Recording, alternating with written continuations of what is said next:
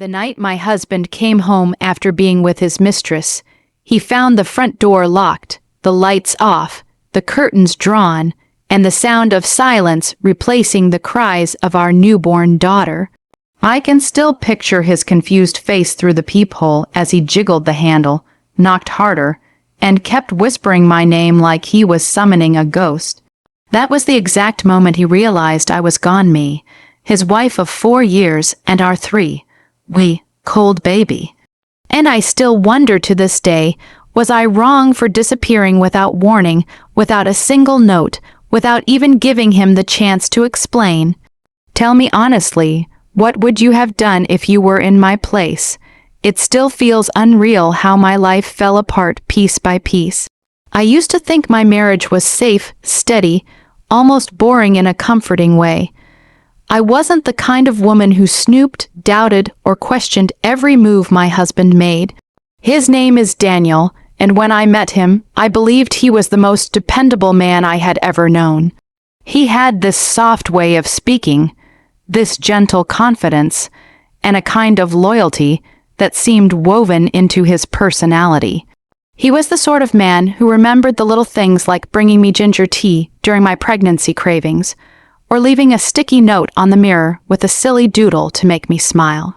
So you can imagine my shock when the truth punched me straight in the chest. The beginning of the end started shortly after our daughter, Lily, was born.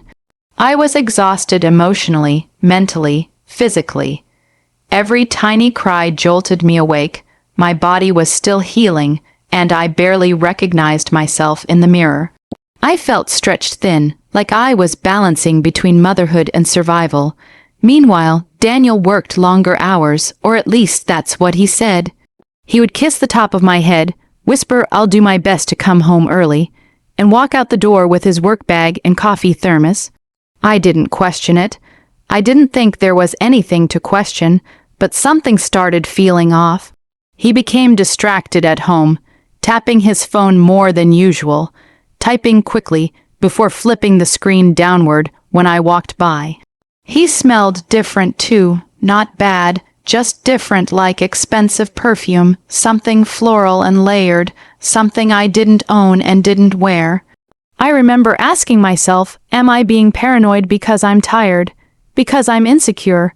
Because my postpartum body looks nothing like the glowing goddess version of motherhood I imagined?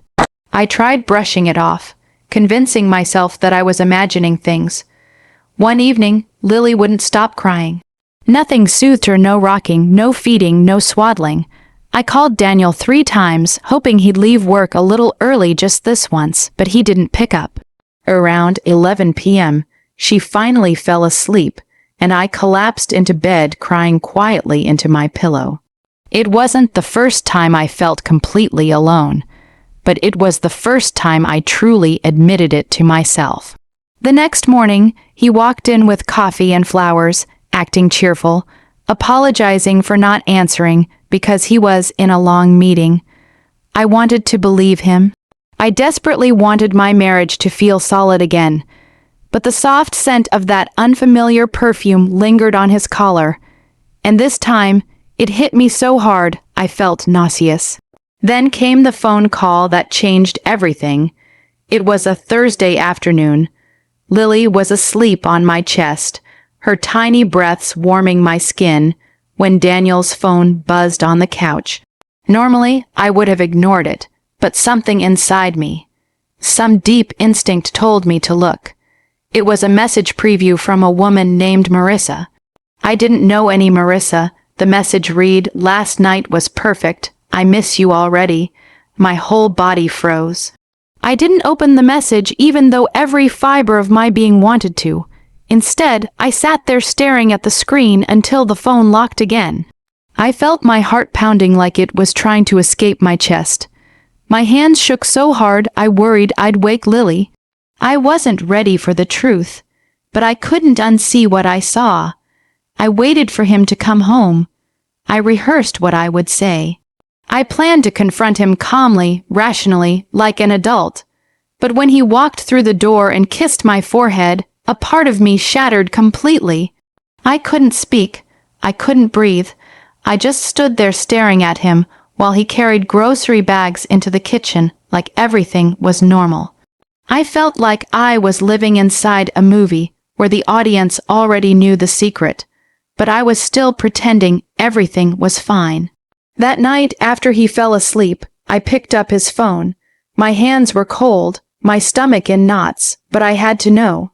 I unlocked it using the passcode I had always known. The moment I opened their chat, my world turned upside down. There were dozens of messages, photos, plans, late night I miss yous. She called him Danny. She told him she wished he didn't have to go home. She said she couldn't wait until he was free. And the worst one, the one that made me physically gag, was a message sent the night Lily was born. She wrote, "I hate that she gets to have a baby with you." I dropped the phone on the bed and ran to the bathroom, vomiting until my throat burned. I finally confronted him the next morning. I didn't scream. I didn't throw anything. I simply told him I saw everything. He went pale. He tried to lie at first, then stammered, then finally broke down crying. He said it just happened, that it was complicated, that he felt neglected. After the baby came, that she was just someone who listened. I couldn't believe the words coming out of his mouth. While I was tearing myself apart trying to be a good mother and wife, he was seeking comfort in someone else's bed. And worst of all, he tried to blame me. He kept saying I'd been distant, that I lost myself, that we stopped being intimate, as if postpartum exhaustion was an excuse for betrayal. We argued for hours, but his apologies felt empty, rehearsed, desperate in a selfish way. He begged me to forgive him. He said he'd block her, delete everything, go to therapy, do whatever it took, but something inside me had already snapped. I told him I needed space, real space, he agreed, but I could tell he thought I'd eventually come around. He had no idea what I was actually planning. For the next 2 days, I quietly packed my things, just essentials. Baby clothes, diapers, my documents, a small jewelry box. I moved slowly and silently, pretending everything was normal. When he left for work on Saturday, I called my sister. She lived 3 hours away and had always told me she'd be there if I ever needed her. I told her everything between sobs, and she didn't ask a single question. She simply said, "Come home." I left him a single envelope on the kitchen table. Inside was a letter that said, "I know what you did. I deserve better. Lily deserves better. Don't look for us." I took the spare car keys, buckled Lily into her seat, and drove away with tears blurring my vision the entire time. I turned my phone off once I reached the highway. For the first time in weeks, I could breathe. When he came home that night after another so-called late shift, he must have expected me to be asleep with the baby. Instead, he found the house empty, the door locked, the crib gone, and my wedding ring sitting alone on the kitchen counter next to the letter. My sister later told me that he blew up my phone for days, calls, messages, voicemails where he sobbed and begged. He even drove to my sister's place once, but she didn't let him in. She told him I wasn't ready. She told him he needed to give me space. He kept insisting he had broken things off with Marissa, that he made a mistake, that he would fix everything. But by then, I didn't believe a single word that came out of his mouth. So that's the situation I was in. My newborn in my arms, my marriage in ashes, and my future completely uncertain. Before I tell you what happened next, I want you to pause for a moment and really think. If you were in my shoes, what would you have done? Would you have forgiven him for the sake of your newborn? Or would you have walked away like I did? Leave a comment because I genuinely want to know how others would handle a betrayal like this. After a month of no contact, Daniel finally sent a long email. He said he was going to therapy. He claimed he ended things with her. He begged for another chance, swearing he'd be a better husband and father. A part of me wanted to believe him, Not because I loved him, because I wanted Lily to have a stable family. I thought maybe we could at least co-parent peacefully, so I agreed to meet him in a public place. He looked exhausted, thinner, almost unrecognizable. He cried the moment he saw Lily. He held her so gently, whispering her name like he was trying to memorize it. For a second, I felt a pang of sympathy. Not love, just sadness for the life we could have had. But then he slipped. He mentioned that he only saw Marissa once since I left. Once, meaning he did see her, meaning he lied again, meaning he broke the only condition I set before seeing him. I didn't say a word. I took Lily from his arms, stood up, and told him he had officially lost the last piece of trust I had.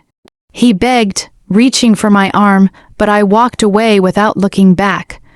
I blocked him on everything except email, which I kept only for legal reasons.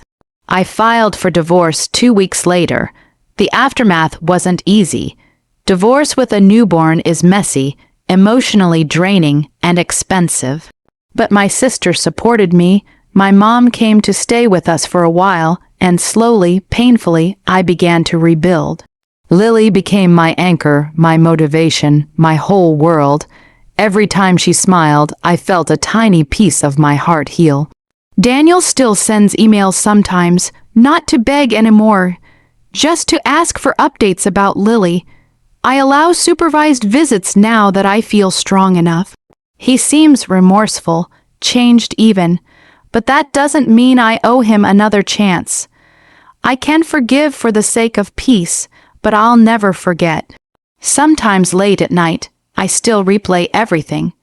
The lies, the betrayal, the cold perfume on his shirt, the message from the woman who resented my existence. But then I look at Lily sleeping peacefully beside me, and I realize I made the right choice.